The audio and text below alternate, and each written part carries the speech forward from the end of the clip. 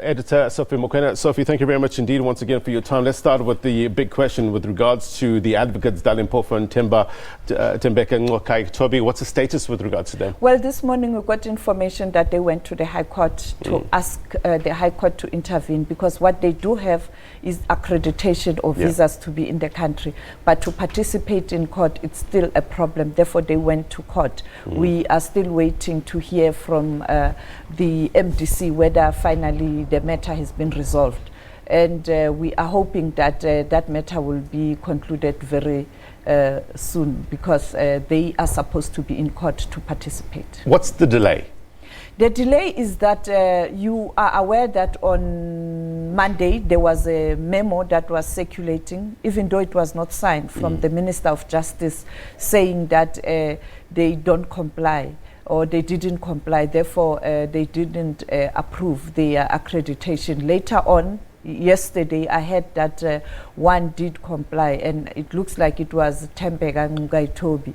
But there were arguments around Advocate Dalimpofu. But this morning, it has since transpired that both were not granted permission to participate in court, but they were allowed to be in the country. Let's talk about something that's very significant. It will be the first time that the Constitutional Court proceedings will be broadcast live, not only to Zimbabweans, but I guess around the world. What does that say about transparency? Well, I don't know. For me, I don't think they can really celebrate this, because this is what happened. Yes, there was an agreement that the proceedings will be televised live, and the national broadcaster, the state broadcaster, was given rights to do that and to avail a feed to all the broadcasters that are likely to have interest in the hearing. But unfortunately, they are charging a lot of money, and no one is prepared to pay that amount. You know, in South Africa, as a national broadcaster, when we have rights and an issue is of national interest, we don't charge. We just provide a pool for free. Take, for an example, the issue of state capture. We are supplying a pool feed because it is of national interest, continental interest, and also international interest. So I don't understand why ZBC this time around is charging such a lot of money. If they wanted to recover the cost, they could have still done it, but it is just way too much. Therefore, it raises questions whether is it an issue of recovering costs or another way to subvert what's happening in court. And secondly, I was shocked to hear that the president of Zimbabwe, Emmerson Mnangagwa, the man who came with the notion that Zimbabwe is open for business, they are open for democracy, opposing a court challenge by media houses that that feed must be available free, or perhaps the money, it shouldn't be so expensive. Here goes the president opposing that. I don't have a problem when a national broadcaster or a local institution or a national institution is given those rights, because it is in that country. But when you see that the issue is of national interest, allow other people to be able to access it easily. You know, Nelson Chamisa also took issue with the ZBC in court papers, saying that 60% of Zimbabwe's electorate rely on the ZBC, isn't it, for the information and stuff like that. How did that affect the elections? Well, I don't know whether what he said really speaks to issues of elections, because I know for the fact I've been in Zimbabwe on many occasions. Many people do rely on SABC, particularly because they can access SABC 1 and 2, the terrestrial channel, so they watch our bulletin. And then, of course, on the set, they do watch SABC News 404. I can tell you, even when you look right now on our digital platform, when you look at the YouTube channel, SABC YouTube channel, go and check the Zimbabwe stories. You will see worldwide, strong following in Europe, strong following in America. Those are Zimbabweans in the diaspora, but also in different embassies on the continent, South African embassies. They do follow this. But also SABC News, you know, we broadcast to 52 African countries. We are an authority in terms of communicating the African story on the African continent. So us not being able to access this feed, really, it is a problem, particularly for the foreign desk. What's plan B? Plan B? I don't have plan B. I'll try. We have a new medium, social media. We have our video journalist in Zimbabwe. We'll try our level best. But I can guarantee our viewers, SABC viewers, both terrestrial and on SABC channel, news channel 404, that we will try to give updates. If anyone can do it, Sophie, you can. Alicia, you know, jump in. Absolutely. A very good morning, Sophie. Just another interesting aspect of this is it has been widely reported that, of course, the deployment of soldiers outside the court has been recalled. Talk to us about that. I mean, we've seen the army has been linked to intimidation when it comes to issues like this in Zimbabwe. You know, earlier on, the information was that only the police will be around the court precinct and inside, and already issuing instructions in terms of what kind of gadgets can be used and cannot be used, and also indicating that they will ensure that there is peace outside court and inside court. You know, it happened during the elections and after elections that the defense force was roped in when there were protesters who wanted to go to the Electoral Commission Results Center.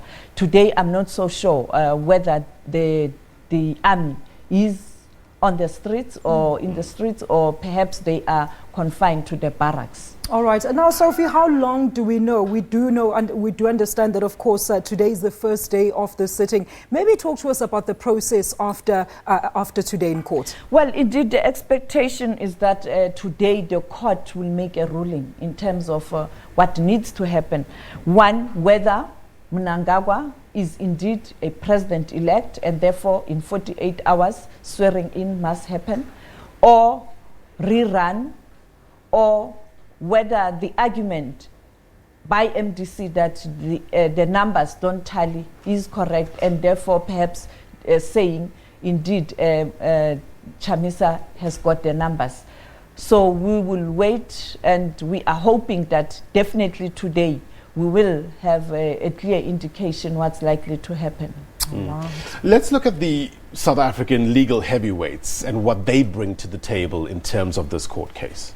Well, clearly, Advocate Thembeka Ncukaitobi, you know very well, he is a good legal person in terms of issues that are related to the Constitution, and the same with Dalimpofu. Therefore, I think the contribution from the two advocates will center around the Constitution in Zimbabwe, and perhaps looking also the facts at hand, whether what MDC is saying indeed can be strong arguments to ensure that the Constitutional Court overturn the decision by the Electoral Commission in Zimbabwe to declare President Mnangagwa the winner or president-elect. What do we know about President-elect Mnangagwa's legal team?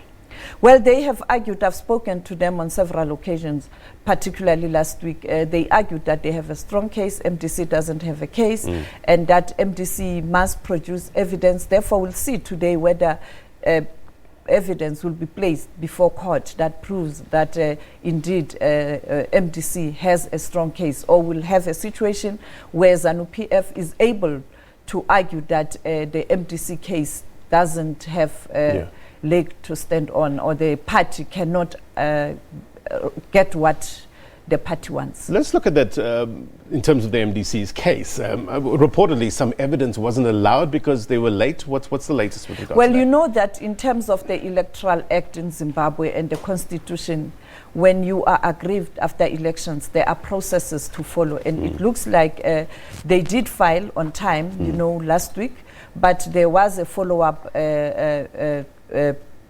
documents, or they were follow-up to the whole process. In other words, they presented fresh documents, and it looks like that was out of their required time frame in terms of filing your grievance. Alicia? A very quick one, Sophie. I'm looking at the internet here, and I can see there were crowds that were actually gathered yesterday praying about today's Concourt hearing. So it seems like there's an eagerness for Zimbabweans to just finally get this thing out of the way and know who their next leader is. You know, Alicia, Zimbabweans have suffered for quite a long time. Yeah. You know, the meltdown, the economic meltdown, the political meltdown, they have suffered a lot. And there was hope after President Mugabe left office that the country was moving in the right direction. And they were hoping that this election will create space for the country to rebuild itself, particularly economically. And I think ordinary Zimbabweans would really want to see this matter concluded, because that will assist in the rebuilding of the country. And you know, many people always seek divine intervention in times like this. And I'm not surprised that you had different religious leaders praying that this matter must be concluded so that the country can go back to business and the process of rebuilding the economy and assisting ordinary Zimbabweans to start from scratch in terms of rebuilding that country. The process can start. Absolutely, and of course, those should be the same sentiments from SADC as well, Sophie. Well, indeed, because as a region, we can't have one member country facing or experiencing instability. We, as a region, many regional leaders would like to see Zimbabwe rebuilding itself. It is for that reason they are worried about Lesotho, they are worried about the DRC, because if one country is experiencing instability in the region, it affects the entire region. And South Africa, we know better. We know better. Sophie, I just want to get one more question before we wrap up in terms of the role of the military in the lead up to the elections and post the elections. Before the elections, they were almost seen as the liberators. You know, people were taking selfies with the soldiers and stuff. Post the elections, we saw how hard they came down on protesters. What's their role in the lead up, well, post this Constitutional Court challenge? You know what? In terms of media language, we often say you are as good as your last story. The same applies to the army. They conducted themselves very well, you know, build up to the elections. But immediately after the elections, that incident where they opened fire and 6 protesters died has kind of put a dent on the image of the army. And right now, we know that they are in the barracks. But the problem is going forward, are they going to remain in the barracks or they will again commit mistakes? And the question is, the commander-in-chief, the president of the Republic of Zimbabwe, President Emmerson Mnangagwa currently, is the man who is in control right now. And he is still the commander-in-chief. He has the responsibility to ensure that the army conduct itself in a good manner.